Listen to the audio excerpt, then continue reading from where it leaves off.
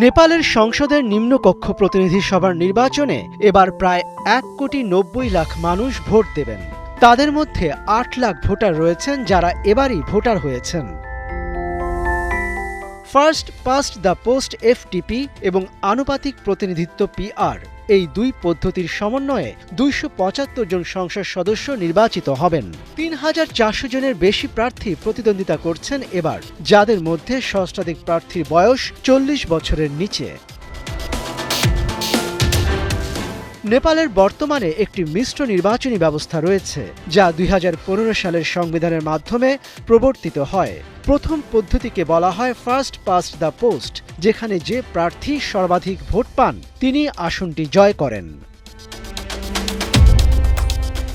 দ্বিতীয়টি হল আনুপাতিক প্রতিনিধিত্ব পদ্ধতি পিআর, যাতে একটি রাজনৈতিক দলের প্রাপ্ত ভোটের অনুপাত বিবেচনায় নেওয়া হয়।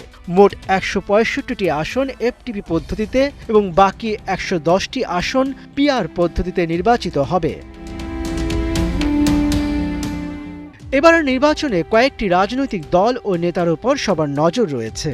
তাদের একজন 35 বছর বয়সী বালেন্দ্র শাহ, যিনি নেপালের রাজধানী কাঠমান্ডুর মেয়র ছিলেন। বালেন নামে সুপরিচিত এই সাবেক র্যাপার ঝাপা 5 আসনে সাবেক প্রধানমন্ত্রী কেপি শর্মা ওলির বিরুদ্ধে লড়ছেন।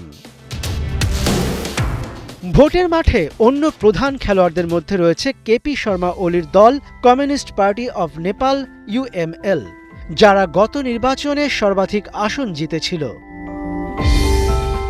বেশিরভাগ রাজনৈতিক দল তাদের ইশতেহারে সুশাসন, দুর্নীতির বিরুদ্ধে লড়াই এবং কর্মসংস্থান বাড়ানোর উপর জোর দিয়েছে, যাকে আগের সরকার পতনের পেছনের ক্ষোভের প্রতিফলন হিসেবে দেখা হচ্ছে।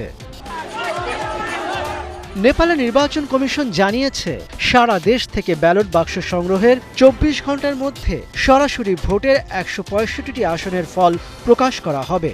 সাধারণত এই প্রক্রিয়ায় একদিন সময় লাগে। মনিরুজ্জামান বাবু, 71।